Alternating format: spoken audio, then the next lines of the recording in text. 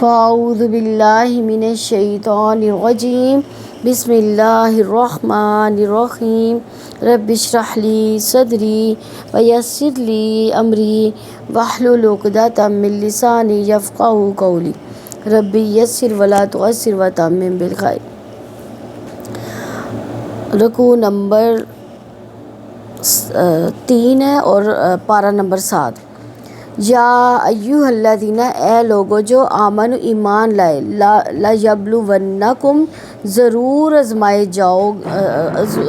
آزمایا جائے گا تمہیں۔ لام ضرور کے معنی میں آ رہا ہے اور نون مشدد بھی ضرور یعنی مبالغے کا صیغہ ہے۔ یبلو آزمایا جائے گا، کم تمہیں، اللہ تعالیٰ بھی شیئن کسی چیز سے، من الصید شکار میں سے، تنالوہ پہنچتے ہوں گے اس تک، ایدیکم ہاتھ تمہارے، رماحکم و نیزے تمہارے، لیعلم تاکہ جان لے اللہ تعالیٰ من کون، یخافہ ڈرتا ہے اس سے، بالغیب بن دیکھے۔ فمن پھر جس نے اعتدا زیادتی کی، بعد ذالک اس کے، فلاح تو اس کے لیے عذاب ہے، علیم دردناک۔ اب یہاں پہ ایمان والوں کو مخاطب کیا جا رہا ہے، یعنی کہا جا رہا ہے یا ایھا الذین آمنو، اے لوگو جو ایمان لائے ہو، اگر اللہ پر ایمان ہے تو کیا ہوگا، لیبلونکم، تو تم ضرور آزمائے جاؤ گے، یعنی اللہ تعالیٰ تمہیں ضرور آزمائے گا، بشیء کسی چیز سے بھی۔ اور یہاں پہ کس چیز سے آزمایا جا رہا ہے، من الصید شکار سے۔ شکار کب منع کیا گیا، جب احرام کی حالت میں شکار کرنے سے منع کر دیا گیا۔ اب وہ آزمائش کیسی تھی، اللہ تعالیٰ کہتے ہیں اس تک کیا ہوگا، تنالوہ پہنچتے ہوں گے اس کے، ایدیکم تمہارے ہاتھ، یعنی ایسا شکار ہوگا کہ جس کو یوں آپ جو ہے پکڑ سکتے ہوگے، آسانی سے پکڑ سکتے ہوگے، یعنی جیسے کوئی کسی جانور کا بچہ، اس کو ہم آرام سے پکڑ کے تو ذبح کر کے کھا سکتے ہیں، یعنی اتنا اللہ تعالیٰ نے آسان شکار کر دیا تھا۔ یعنی احرام کی حالت میں آزمائش سخت تھی نا، تو پکڑتے کہ نہیں پکڑتے، اللہ تعالیٰ نے ہاتھوں کے قریب شکار کو کر دیا۔ اور رماحکم، اور نیزے تمہارے، لیعلم اللہ تاکہ جان لے اللہ تعالیٰ، من یخافہ کو کون ڈرتا ہے اللہ تعالیٰ سے،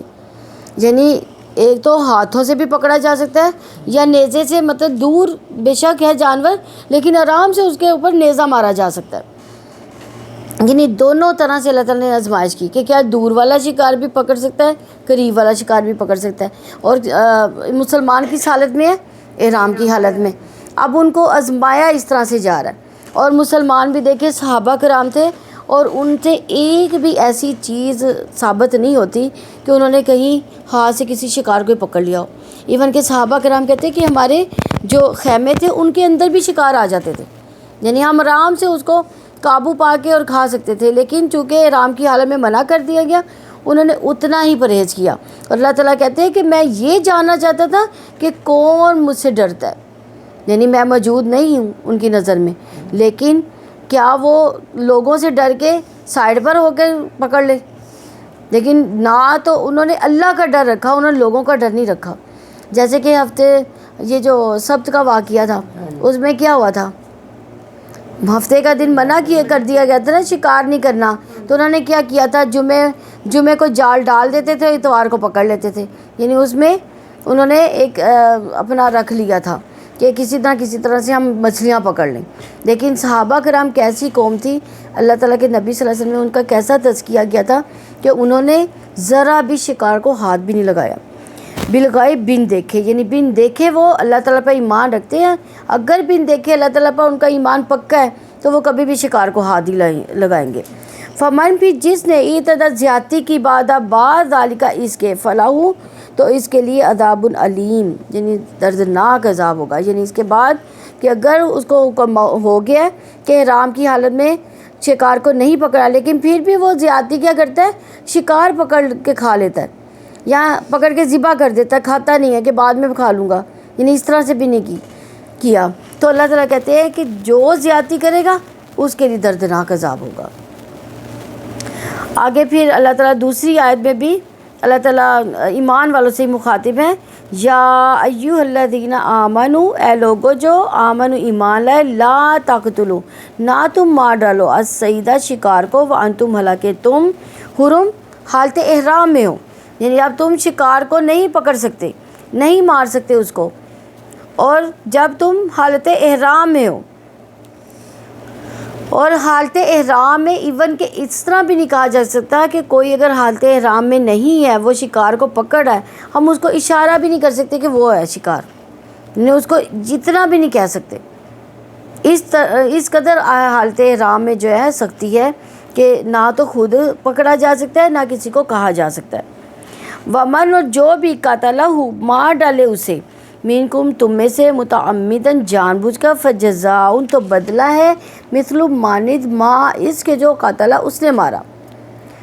من النعام جانوروں میں سے، یحکم فیصلہ کریں گے بھی اس کا، ذوا عدل دو عادل آدمی، منکم تم میں سے، ہدین قربانی ہے، بالغہ پہنچنے والی، الکعبۃ کعبہ کو، او یا کفارۃ کفارہ ہے، طعام کھانا، مساکین مسکینوں کا، او یا عدل برابر، ذالک اس کے، صیامن روزے ہیں، لیذوقا تاکہ وہ چکے، وبال مزہ امرہ اپنے کام کا۔ اب اس میں کیا ہے، اگر فرض کریں جان بوجھ کر کسی نے کیا کیا کہ جانور کا شکار کر لیا، اب اس کے لیے کیا سزا اللہ تعالیٰ نے مقرر کیا؟ اب اللہ تعالیٰ کا حکم تھا کہ احرام کی حالت میں جو ہے شکار نہیں کرنا، لیکن پھر بھی اس نے کیا کیا، زیادتی کی، اس نے شکار کر لیا۔ لیکن اس میں یہ ہے کہ غلطی سے کیا گیا شکار یا خطا سے ہو گیا، جیسے فرض کریں کہ مارنے کا ارادہ نہیں تھا لیکن مر گیا وہ شکار، ٹھیک ہے، اس جو غلطی کا کفارہ نہیں ہے، لیکن اگر جان بوجھ کے قتل کیا ہے تو اس کا کفارہ کیا ہے، من النعام یحکم، یعنی قتل من النعام یحکم، یعنی اسے مارا جانوروں میں سے،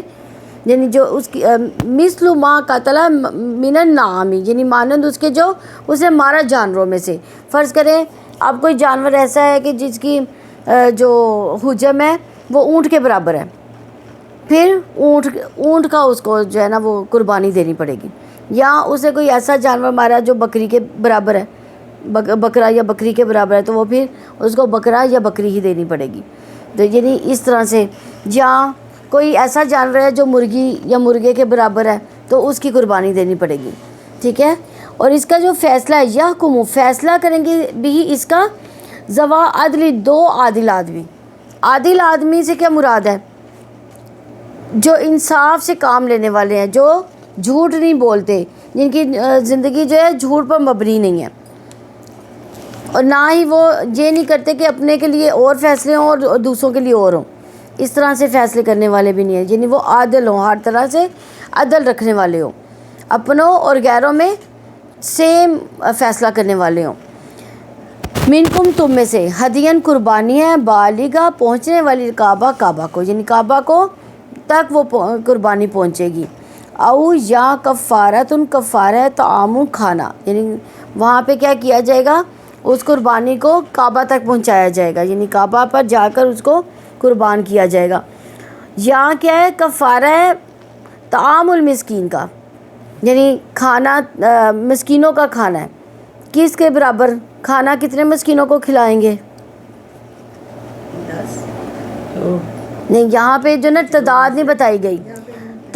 بتائی گئی، یعنی اگر فرض کریں ایک اونٹ کے برابر ہم نے قربانی کی ہے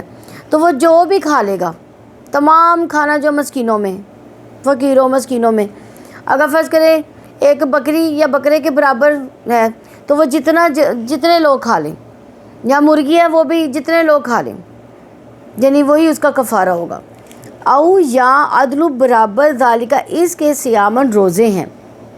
کس کے برابر روزے ہیں، یعنی اگر اونٹ کے برابر گوشت ہے تو جتنا وہ گوشت جتنے دن گزرے گا اتنے دن کے روزے ہیں، یا بکری جتنے دن جو ہے وہ کھائی جا سکتی ہے اتنے دن کے روزے ہیں،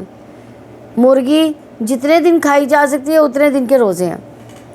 لیذوق تاکہ وہ چکھے، وہ بالا مزہ امرہ اپنے کام کا، یعنی یہ اللہ تعالیٰ نے اس لیے مقرر کیا تاکہ اس کو پتہ چلے کہ یہ اس نے اللہ کی نافرمانی کی ہے۔ افا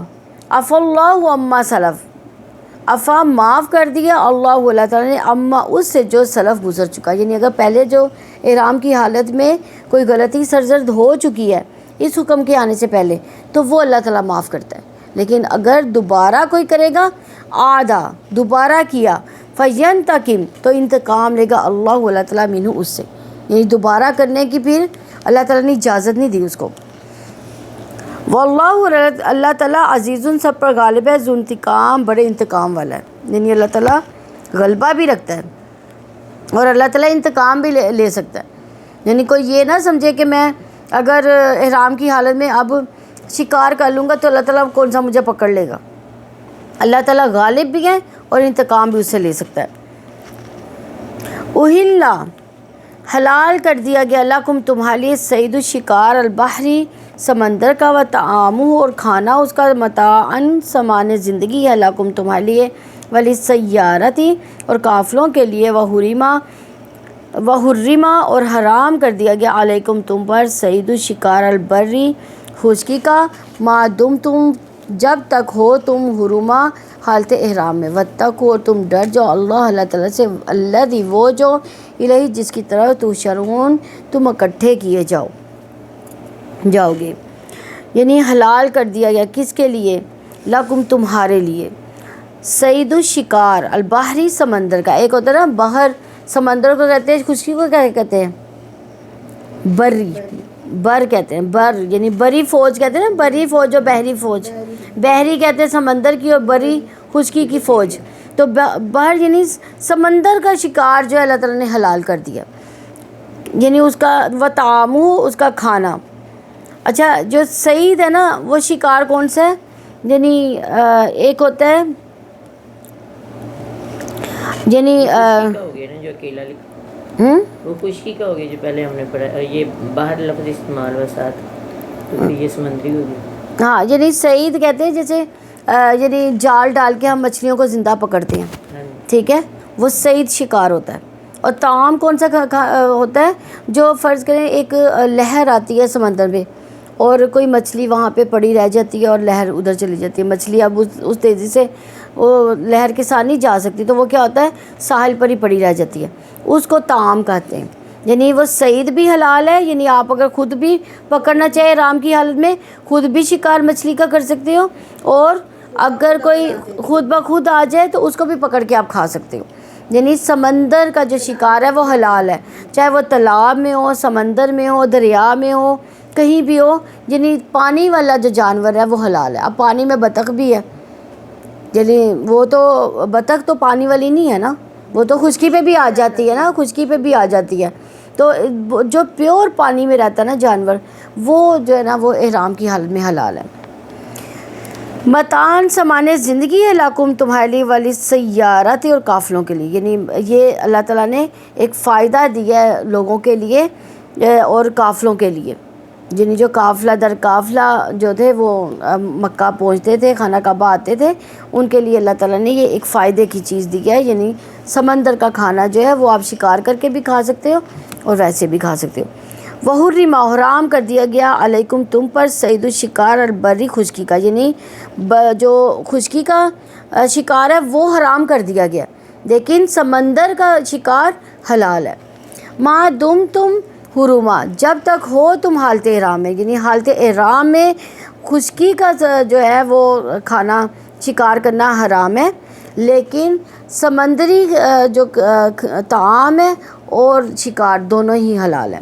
واتقوا تم ڈر جاؤ اللہ اللہ تعالیٰ سے، الذی وہ جو الہی جس کی طرف تحشرون تم اکٹھے کیے جاؤ گے، یعنی اس اللہ تعالیٰ سے ڈر کر یہ سارے کام کرو جو تمہیں قیامت کے دن اکٹھا کر لے گا،